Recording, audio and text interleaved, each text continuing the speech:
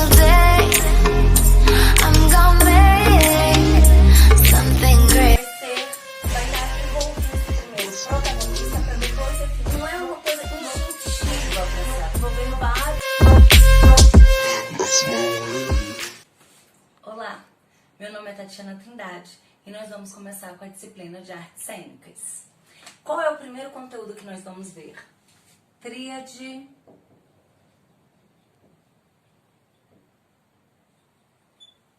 Tríade cênica. E quais são as artes que estão inseridas dentro das artes cênicas? Porque nós sabemos que existem as artes visuais, as artes plásticas, a dança, a música, a literatura. E quais são as artes que a gente consegue identificar como artes cênicas? Isso mesmo, teatro, circo. Eu ouvi um TV? Isso! Cinema e vários outros. Ou seja, tudo que está relacionado à interpretação. Então, toda vez que vocês ouvirem essa palavra cênica, é tudo que está relacionado à interpretação. E o que seria essa tríade cênica? Tríade poderia vir de 3, exato. Então, seriam 3 elementos essenciais para o espetáculo acontecer. Se eu estou falando de espetáculo, eu estou falando de quê? Teatro, perfeitamente. Então, toda vez que eu tiver um espetáculo teatral, eu vou precisar desses 3 elementos. Então, aqui, dentro dessa tríade, nós vamos falar mais especificadamente sobre qual linguagem? Teatro. Tati, mas essa tríade pode servir para outras linguagens? Com certeza. E aí, quais seriam os 3 elementos essenciais que não podem faltar de jeito nenhum no espetáculo teatral? Ator, texto e público. Agora eu vou pedir para que você pegue o seu caderno e você anote isso que eu acabei de escrever para vocês. E aí vocês vão fazer para mim um triângulo.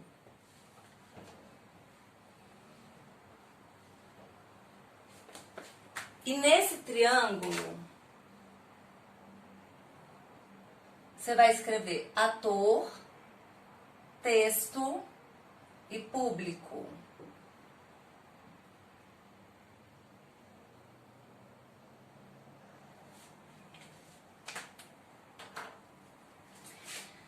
Por que o ator está em cima?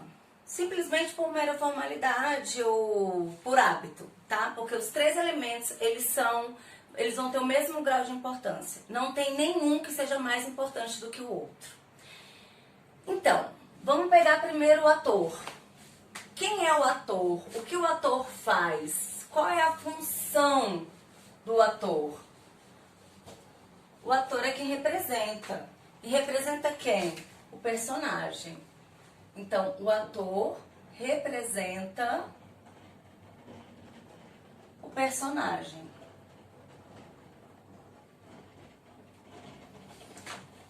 Ator é o masculino. O feminino vai ser o quê? Atriz. Então, é quem representa a personagem. Ah, beleza. E quais são os tipos de personagem que eu tenho? Eu tenho vários tipos de personagens, tá? Mas aqui a gente vai falar de 2, que são os mais essenciais, vamos dizer assim, para o desenrolar da história. Que vai ser o protagonista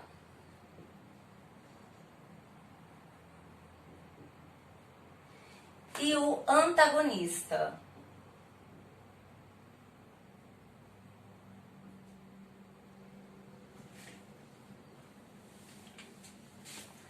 Quem é o protagonista? Como é que eu sei que ele é o protagonista da história? Porque toda a história gira em torno dele.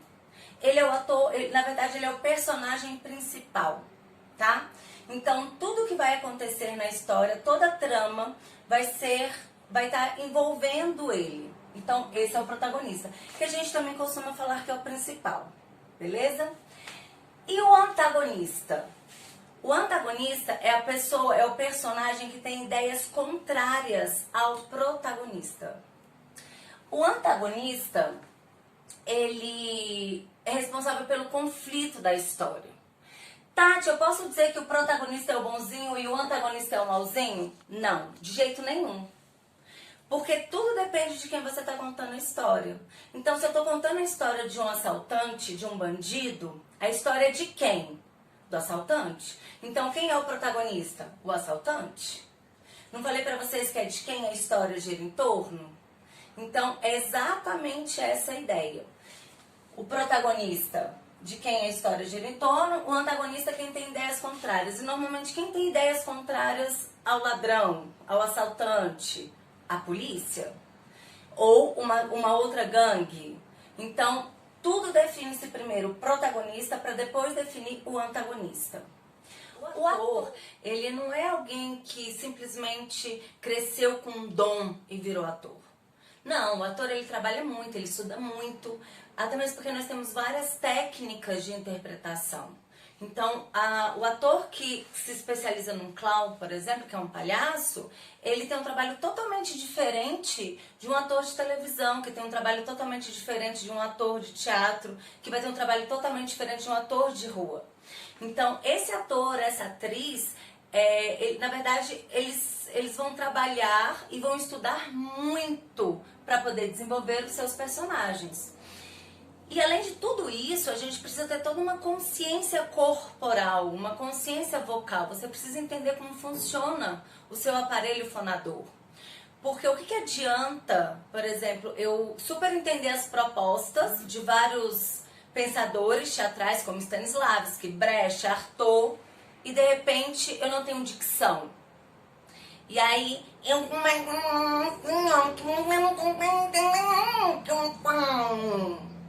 Ou seja, eu tenho que ter um domínio, uma dicção muito específica. Eu tenho que ter um trabalho corporal muito específico. Então, esse ator, por exemplo, ele sempre tem que estar na sua base, ele tem que ter uma postura corporal de sempre estar pronto para o trabalho. Já andando na rodoviária ou em lugares que tem muita gente, que as pessoas parecem que elas andam se esbarrando umas nas outras, isso é falta de consciência corporal, que todo ator trabalha muito para ter. Então, toda essa consciência de corpo, voz, dicção, observação, o ator trabalha muito com a observação. Então, tudo isso é imprescindível para o trabalho do ator. Não é simplesmente eu acordei hoje e falei, então, você é uma atriz. Não, é trabalho árduo mesmo, tá bom? Então, esse ator, ele precisa ter conhecimentos específicos. E quais conhecimentos específicos? Como nós já falamos, corpo, voz, dominar as linguagens técnicas para atuação. Então, tudo isso está dentro do trabalho do ator. Tá, vamos lá. Texto. Qual é o texto, normalmente, que a gente utiliza no teatro? Ele tem um nome. E esse texto, tá? Ele vai ter algumas características que o torna próprio para a interpretação, que vai ser o texto dramático. Quais seriam essas características? Quando você pega um texto, você vê que tem vários tipos. Você tem o texto literário, você tem o texto que é um roteiro, você tem uma poesia, você tem N tipos de textos. Só que o texto próprio para o teatro, ele vai vir no formato de falas. Então, esse texto, ele sempre vai ter diálogos. Eu vou separar o nome do personagem e vai vir à frente dele as falas desse personagem. Então, quando a gente fala desse texto, que é o texto dramático, ele vai ser separado, tá? Por duas partes. Uma vai ser o texto principal.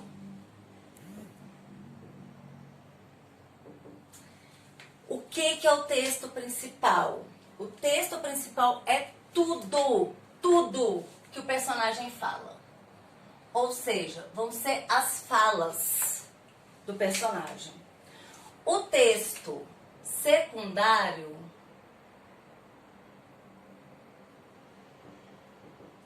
vai ser tudo que indica ação.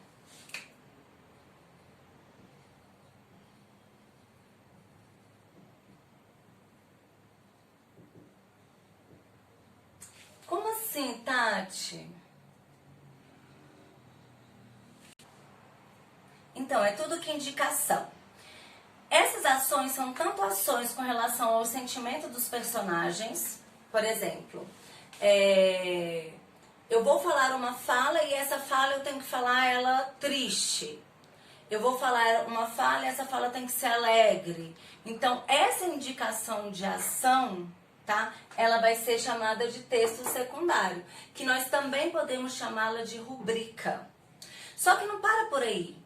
Eu também tenho indicação de cenário, onde essa ação está acontecendo, em que local. Então, quando você vê uma novela, por exemplo, né? A novela se passou no Marrocos. Isso é uma indicação de ação. Porque você vai ver, você enquanto espectador, você vê a ação acontecendo no local. Ela não é narrada. Ela acontece ali, você vê aquele local. Então, essa indicação de ação, ela fala sobre o seu figurino, ela fala sobre a maquiagem, ela fala sobre os sentimentos dos personagens. Então, tudo isso está dentro de texto secundário ou rubrica. E esse texto secundário ou rubrica, você vai ver no espetáculo através da ação dos personagens. Então, lá vai estar assim, por exemplo, Tatiana chegou triste ou Tatiana chegou nervosa em casa. Então, eu não vou chegar falando, eu vou chegar...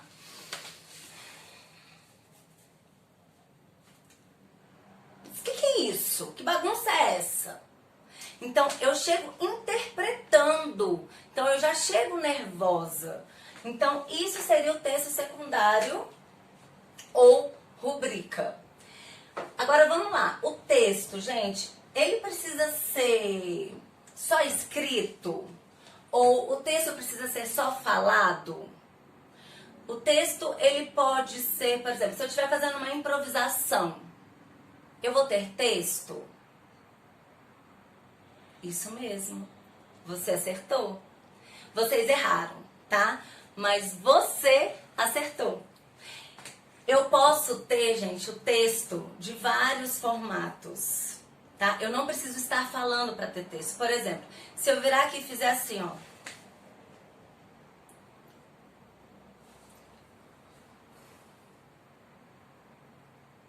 Eu tô sendo legal com você? Eu tô falando que eu tô gostando do que você tá fazendo? Não.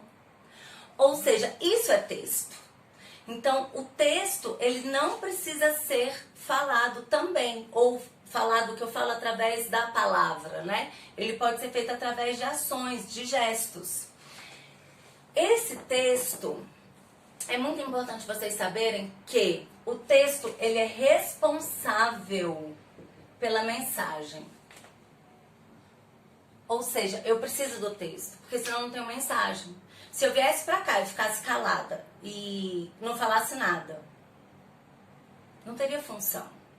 Então, eu sempre vou ter o texto, porque é ele que vai transmitir a informação que eu preciso.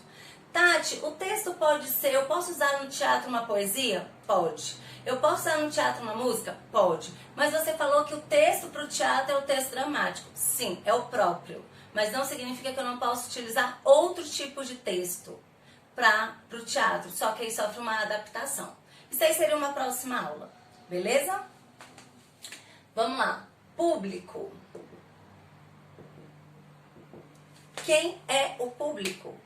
O público é quem vê, quem assiste, quem recebe a mensagem.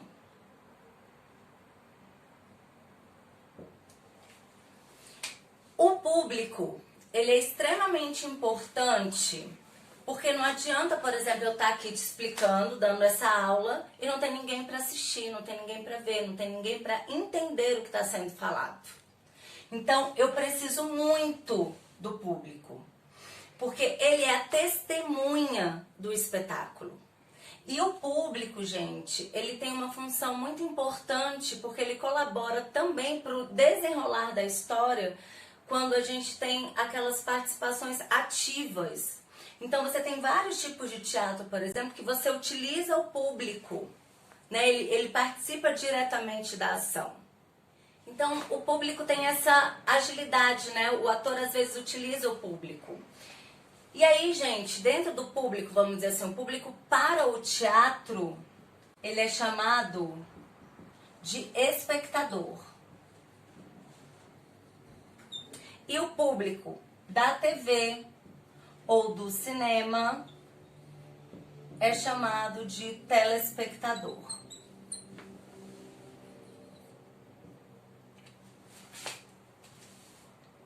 É isso. Agora chegou aquela hora pra gente realmente ver se a gente aprendeu tudo, se tem alguma dúvida, a hora do... Isso, exercício. Então, esse daqui é um típico texto dramático, tá? Foi retirado do texto Pagador de Promessa, do Dias Gomes. E aí, tudo que tá de azul é texto secundário, ou seja, o nome dos personagens e as indicações de ações, como eu falei pra vocês. E tudo que tá de preto são as falas.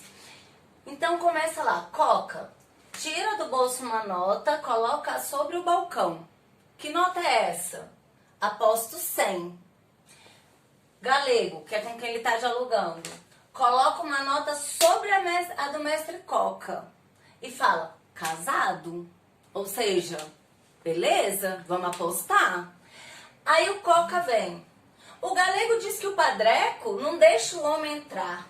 Eu digo que vai acabar entrando, hoje mesmo, com cruz e tudo. O Galego responde, entra nada.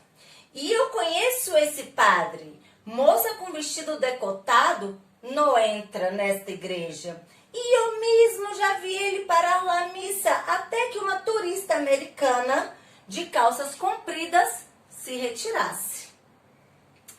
Tá, dentro desse texto, agora vão vir as perguntas. E a gente vai ter que ver quais são as perguntas corretas, beleza? O texto dramático, sobretudo na linguagem dos personagens, reproduz artisticamente padrões da fala do cotidiano. Então, esse texto aqui, esse fragmento, ele traz pra gente essa ideia de uma fala, né, do cotidiano dessas pessoas? Isso, perfeito! Sim, então essa está correta. 2. O texto dramático, no que diz respeito às rubricas ou marcações de cena, registra a presença da figura autoral. Então, o que é o texto, o que são as rubricas ou texto secundário? Então, a gente pode encontrá-lo com esses dois nomes. Tudo que está de azul, certo? E quem é que deu essas indicações pra gente? O autor. E quem é esse autor? É quem escreve o texto dramático, que a gente vai chamá-lo de dramaturgo, né? Então, dentro dessa perspectiva, eu tenho características do autor no texto? Perfeito, tenho. Então, também está correta. O texto dramático, ao registrar padrões da fala, tende a se tornar historicamente datado e, consequentemente, prejudicado quanto ao aspecto artístico. Então, esse texto aqui foi escrito num período, tá? Nesse período, você acha que por isso esse texto não poderia ser representado hoje?